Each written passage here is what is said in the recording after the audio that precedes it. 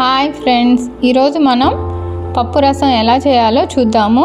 దీన్ని సింపుల్ వేలో బ్యాచిలర్స్, కొత్తగా వంటలు చేసేవాళ్ళు కూడా ఈజీగా నేర్చుకొని చేసుకోవచ్చు. ఇప్పుడు వర్షాకాలం, ఈ పప్పు రసం ఒకటి ఉంటే చాలండి, ఇంకేం అవసరం లేదు అనిపిస్తుంది. ఫస్ట్ ఒక మిక్సీ జార్లోకి 1 స్పూన్ జీలకర్ర, 1/2 స్పూన్ మిరియాలు, 1 టమోటా, ఒక 5 వెల్లుల్లి రెబ్బలు, నానబెట్టుకున్న చింతపండు కొంచెం, 1 ఎండుమిర్చి, కరివేపాకు కొంచెం, వీటన్నిటిని మనం ఇప్పుడు మిక్సీలో రఫ్గా మిక్సీ పట్టుకోవాలి.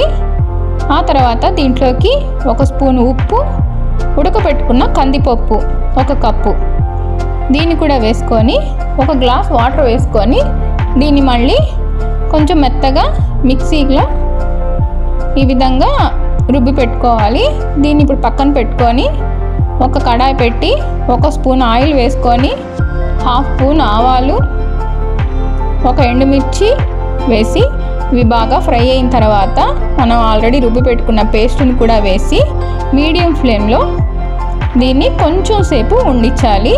ఆ తర్వాత దీంట్లోకి 1/2 స్పూన్ పసుపు పొడి, 2 గ్లాసులు వాటర్ వేసుకోవాలి. చూడండి, ఈ విధంగా నేను 2 గ్లాసెస్ వాటర్ వేసుకున్నాను. కట్ చేసి పెట్టుకున్న కొత్తిమీర, కరివేపాకు కూడా వేసాను. కొంచెం ఇంగువ వేసుకోవాలి. ఇప్పుడు వీటినంతా బాగా ఉడకాలి. రసము ఎక్కువసేపు తెల్లకూడదు. ఈ విధంగా బబుల్స్ వచ్చిన వెంటనే ఆపేస్తే ఇప్పుడు పప్పు రసం రెడీ అయిపోయింది.